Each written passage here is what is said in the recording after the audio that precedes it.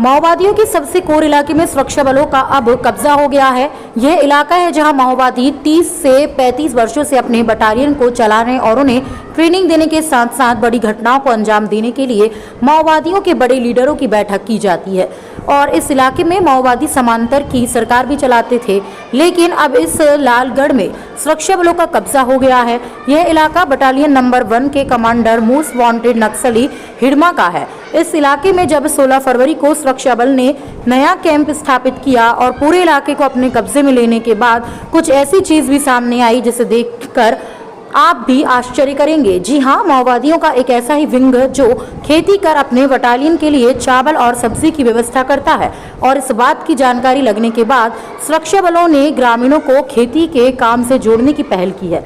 वही मामले की जानकारी देते हुए बस्तर आईजी ने बताया कि वह इलाका विकास से कोसों दूर रहा है। कारण है नक्सल और माओवादी भी ग्रामीणों को ढाल बनाकर अपना काम करते थे, लेकिन अब धीरे धीरे ग्रामीण भी मुख्य धारा से जुड़ रहे हैं और इस क्षेत्र के विकास के लिए मांग कर रहे हैं।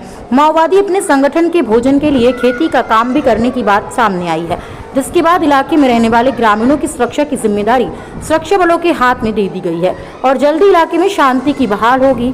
साथ ही सुरक्षा बल के द्वारा इलाके में रहने वाले ग्रामीणों को शासन प्रशासन से मिलने वाली योजनाओं से जोड़ा जाएगा, जिससे पूरे गांव में तेजी से विकास होगा। जगदलपुर से ब्यूरो चीफ अनिल राव की रिपोर्ट।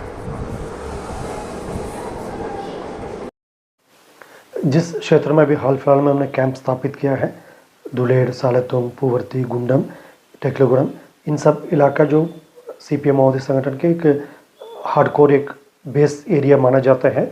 इन इलाके में माओवादी द्वारा पूर्व से अपना संगठन का अलग अलग उनका जो फ्रंटल विंग्स होते हैं, DAKMS होते हैं और जैसा कृषि संबंधित जो कार्य करने वाला समिति होते हैं, वो सब जो मछली पालन के लिए प्रमुख रूप से मतलब जो बटालियन क्रमांक उनका कैडर्स खुद की उनकी उपयोग के लिए और माओवादी के जो अन्य फॉर्मेशन के जो कैडर्स के उपयोग के लिए ये मछली पालन और जो खेती बाड़ी सब की जाती है, उसमें क्षेत्र के जनता का जबरन उनका काम लिया जाता है इन सब के लिए जो विषय पर।